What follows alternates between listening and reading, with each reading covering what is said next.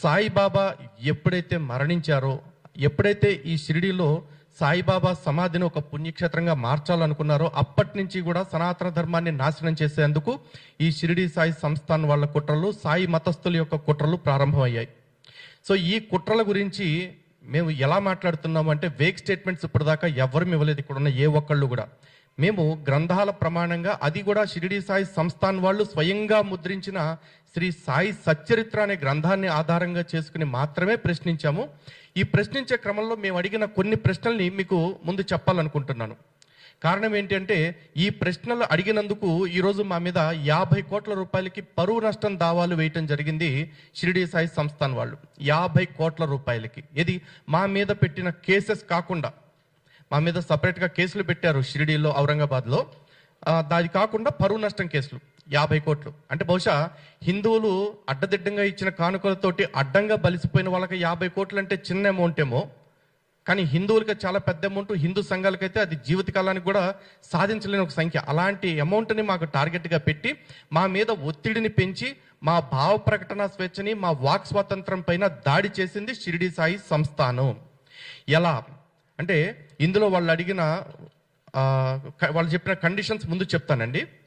ఇది షిరిడీ సాయి సంస్థాన్ సిఇఓ పేరేంటి, గౌరక్ష మహాదేవ్ గడిల్కర్ గారు ఇవ్వటం జరిగింది నోటీసు. దీనిలో ఆయన చెప్పింది, furnish an unconditional apologising for the defamatory statements made by you, which apology should be printed in 3 prominent newspapers in circulation in states of Andhra Pradesh and Telangana, as well as make the same available on all social media including Facebook, YouTube, Instagram. అంటే ఆంధ్ర తెలంగాణలో ప్రచురణ అయ్యే 3 ప్రముఖ దినపత్రికల్లో మేము unconditional బేషరతుగా క్షమాపణ చెప్తూ ఒక ప్రకటన విడుదల చేయాలట. అలాగే మేము పెట్టిన వీడియోస్ అన్నీ కూడా డిలీట్ చేయాలి. అలాగే మేము ఎక్కడెక్కడైతే ఇంటర్వ్యూస్ ఇచ్చామో ఆ ఛానల్స్లోంచి కూడా మేమే డిలీట్ చేయించాలట. ఇది కాకుండా to pay to Shri Saibaba Sansthan a sum of rupees 50 crores in damages suffered by the Saibaba Samsthan and various other devotees. ఈ సాయిబాబా సంస్థాన్ కావచ్చు, ఇతర సాయి భక్తులు కావచ్చు, వాళ్ళు అనుభవించిన బాధకి, క్షోభకి పరిహారంగా మేము 50 కోట్ల రూపాయలు చెల్లించాలట. ఇది వాళ్ళు విడుదల చేసిన కండిషన్స్. అయితే ఎందుకు వాళ్ళు అంత బాధపడ్డారు అంటే దానికి చెప్పారు చూడండి. మేమట తప్పుడు స్టేట్మెంట్స్ ఇచ్చామంట. అంటే ఏంటంటే, షిరిడీలో ఉన్నది కానీ లేకపోతే ఇతర సాయిబాబా ఆలయాలుగా చలామణి అయ్యేవి ఏవి కూడా ఆలయాలు కాదు, అవి దర్గాలు లేదంటే మసీదులు అనే మాట మేము వాడామట. అలాగే అక్కడ ఆడవాళ్ళకి నమాజులు నేర్పిస్తున్నారు, తద్వారా ఆడవాళ్ళు లవ్ జిహాద్కి ఆకర్షితులయ్యేలాగా చేస్తున్నారు అని మేము చెప్పామట. ఇది తప్పుడు ప్రకటనట. ఇది తప్పుడు ప్రకటన అని షిరిడీ అంటుంది అంటే, షిరిడీ సంస్థాన్ వాళ్ళు ఇప్పుడు తప్పుడు ప్రకటన చేస్తున్నట్టు. కారణం ఏంటి అంటే, ఇవన్నీ నిజంగా జరుగుతున్నాయి. ఆ రోజు ఇచ్చిన మాటే వాళ్ళు ఇన్ని కేసులు పెట్టిన తర్వాత కూడా ఎప్పటికీ అదే మాట చెప్తున్నాం. ఎందుకంటే దీనికి మా దగ్గర ఆధారాలు ఉన్నాయి. షిరిడీ సాయి సంస్థాన్లో జరుగుతున్నాయి అని మేము అలా, షిరిడీ సాయి ఆలయాల పేర్లతోటి ఆంధ్రప్రదేశ్, తెలంగాణ రాష్ట్రాల్లో ఇవి జరుగుతున్నాయి. షిరిడీలో జరగట్లేదని మేము అంటలా. షిరిడీలో జరుగుతున్నాయో లేదో మాకు తెలియదు ఈ పర్టికులర్ విషయానికి మరికి. కానీ క్లియర్గా చెప్తున్నది ఏంటంటే, షిరిడీలో ఉన్నా ఎక్కడ ఉన్నా సాయిబాబా ఆలయాలుగా చలామణి అయ్యేవి అవి ఆలయాలు కాదు, అవి ముమ్మాటికి దర్గాలు లేదా మసీదులే. దీని మీద మేము చర్చించడానికి సిద్ధంగా ఉన్నాము. దీనికి సాయిబాబా ఆలయాలు నిర్వహించే వాళ్ళు రావచ్చు, లేదు స్వయంగా షిరిడీ సాయి సంస్థాన్ వాళ్ళే వస్తారో వాళ్ళైనా రావచ్చు. అలాగే రెండో ఆరోపణ వాళ్ళు చేసింది ఏంటి అంటే, సాయిబాబా తనని తప్ప ఇంకా ఏ దేవుణ్ణి ఆరాధించొద్దు, ఇంకా ఏ క్షేత్రానికి వెళ్ళొద్దు అంటూ మేము తప్పుడు ప్రచారం చేశామట. ఇప్పుడే కరుణాకర్ గారు కొన్ని చెప్పడం జరిగింది. షిరిడీయే మనకి పండరీపురము, షిరిడీయే బదరి, కేదారం, రామేశ్వరం, గయా, ఇంకా అన్ని చెప్పడమే కాకుండా చివరికి గంగా, గోదావరి తీర్థయాత్రలు కూడా చెయ్యొద్దు అని చెప్పి ఆ పుస్తకంలో రాశారు. అంటే 2 సంవత్సరాల క్రితం మనకి ఏదైతే కుంభమేళా జరిగిందో, ఆ కుంభమేళా హిందువులందరూ కూడా పిచ్చెక్కెళ్ళారు, అన్ని కోట్ల మంది. గంగ తన పాపాలు పోగొట్టుకోవటానికి బాబా పాదాల దగ్గరికి వెళ్తుంది అని రాశారు. నిజంగా గంగ అంటే మనకి ఎంత పవిత్రమైంది. విష్ణు పాదోద్భవీం గంగా అని శాస్త్రం చెప్తుంది. విష్ణువు యొక్క పాదాల నుంచి వచ్చిన గంగని మనం తాకినంత మాత్రాన, ఇంకా చెప్పాలంటే గంగా గంగా గంగా అని స్మరిస్తే కూడా మన కొన్ని పాపాలు తెలియకుండానే పోతాయని శాస్త్రం చెప్తుంది. అలాంటి గంగకి పాపాలు అంటించి మన దేవీ దేవతల్ని, మన క్షేత్రాలని, మన ఆలయాల్ని, మన అవతార పురుషుల్ని అవమానిస్తుంది ఈ సాయి సంస్థాను, సాయి భక్తులు. కావాలంటే వెనకాల ముద్రించిన ఆ ఫొటోస్ కూడా చూడండి ఒకసారి. సాయిబాబా శివలింగం మీద కూర్చుంటాడు, సాయిబాబా ఆదిశేషుడి మీద కూర్చుంటాడు, సాయిని రాముడు అంటారు, సాయిని కృష్ణుడు అంటారు. మా రాముడు కృష్ణుడి గురించి పుస్తకాలు చాలా గొప్పగా చెప్పాయండి. పుంసాం మోహన రూపాయ పుణ్య శ్లోకాయ మంగళం అని చెప్పారు. మరి ఇక్కడ బాబాని రాముడు అవతారంలో చూస్తుంటే తినే పిల్లోడు తినటం కూడా మానేసేలాగా తయారు చేసేసారు. ఇవి మేము ప్రశ్నించకూడదు. మా ధర్మాన్ని వీళ్ళు ఎంతైనా అవమానించవచ్చు, మా దేవీ దేవతలను ఎంతైనా కించపరచవచ్చు. మేము తిరిగి ప్రశ్నిస్తూ ఎలా రాముడయ్యాడు, ఎలా కృష్ణుడయ్యాడు అని అడిగితే దానికి సమాధానం చెప్పకపోగా ఇలాంటి తప్పుడు కేసులు మా పైన పెట్టారు. పైగా దీని గురించి ఇంకో మాట చెప్పారు. మీరు అనేక పాడ్కాస్ట్లు లైవ్లు చేస్తూ సాయిబాబా పైన విపరీతమైన విషం చిమ్ముతున్నారు మీ చీప్ పబ్లిసిటీ కోసం అని చెప్పేసి. ఏది చీప్ పబ్లిసిటీ? మా సాయిబాబా దగ్గరకు వస్తే, మా షిరిడి క్షేత్రానికి వస్తే అన్ని పుణ్యక్షేత్రాలకు వెళ్ళినట్టే, కాబట్టి ఎక్కడికి వెళ్ళొద్దు, ఏ పుణ్యక్షేత్రాలకి వెళ్ళి మీరు డబ్బులు వేయొద్దు, మొత్తం తీసుకొచ్చి మా షిరిడిలో దోచిపెట్టండి అని చెప్పడం. ఇది కాదు చీప్ పబ్లిసిటీ. మాకు 12 జ్యోతిర్లింగాలు ఉన్నాయి, అన్ని చోట్ల శివుడే ఉంది. కానీ ఏ ఒక్క క్షేత్రం కూడా ఇక్కడ ఒక్క చోట చూస్తే మిగతా 11 క్షేత్రాలు చూసినట్టే అనట్లా. 18 శక్తిపీఠాలు ఉన్నాయి, ఒక్క శక్తిపీఠానికి వెళితే మిగతా 18 చూసినట్టే అనట్లా.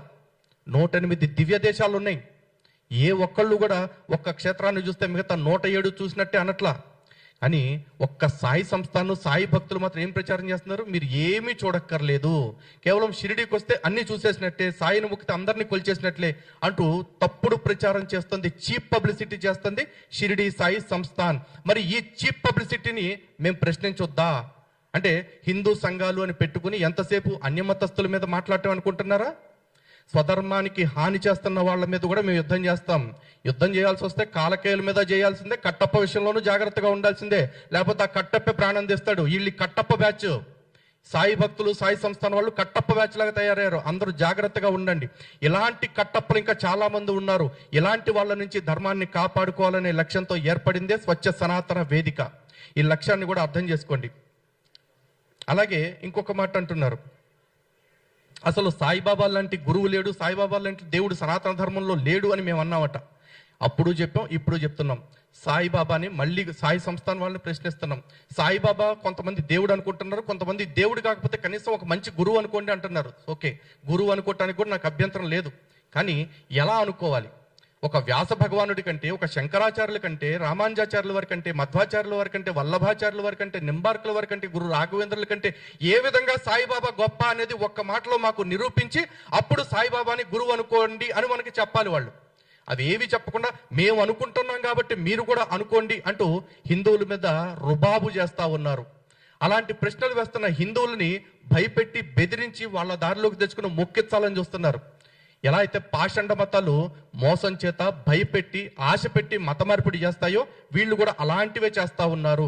కాబట్టి వీళ్ళని మేము ప్రశ్నించాము. అది కూడా రాజ్యాంగంలోని ఆర్టికల్ 19(1) మనకి ఏదైతే అవకాశం ఇచ్చిందో భావ వ్యక్తీకరణ మరియు వాక్ స్వాతంత్రాన్ని, దాన్ని పాటిస్తూ, అలాగే ఆర్టికల్ 19(2)లో ఏవైతే రీజనబుల్ రెస్ట్రిక్షన్స్ పెట్టారో ఆ రీజనబుల్ రెస్ట్రిక్షన్స్ అన్నిటిని గమనించుకుంటూ వాడదగిన భాషలో అడగదగిన విధంగా మేము ప్రశ్నలు అడిగాం తప్ప ఎక్కడా కూడా సాయిబాబా విషయంలో అసభ్యంగా మాట్లాడలేదు. సాయిబాబాని వాడు, వీడు, గాడు, గీడు అని మేము ఇప్పుడు పదాలు వాడలేదు. కనీసం బే అని, బాడకం అని, బద్మాష్ లాంటి పదాలు మేము ఎక్కడా వాడలేదు. ఎందుకంటే వాళ్ళ విశ్వాసం వాళ్ళది, మన విశ్వాసం మనది. మా అబ్జెక్షన్ ఏంటి? సాయి భక్తులకు ఉండొద్దని కూడా మేము అనట్లా.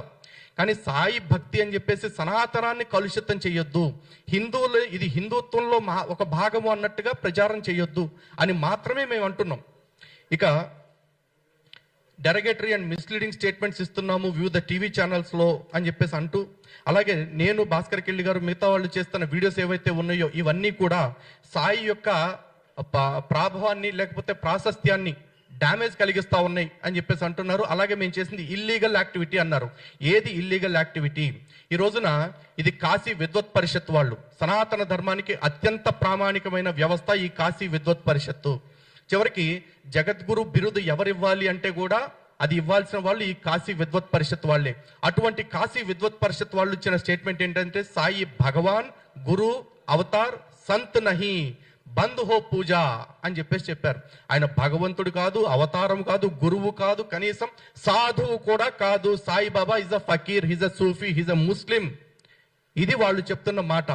ఇలాంటి పీఠాల వాళ్ళు చెప్పింది, లేకపోతే కాశీ విద్వత్ పరిషత్ వాళ్ళు మా ఆచార్య స్థానంలో ఉన్న వాళ్ళు చెప్తుంటే మేము వీళ్ళ మాటలు పట్టించుకోకుండా నిన్న మొన్న వచ్చిన సాయిబు సంతనం పట్టుకుని మేము వేళ్లాడుతూ కూర్చోవాలా?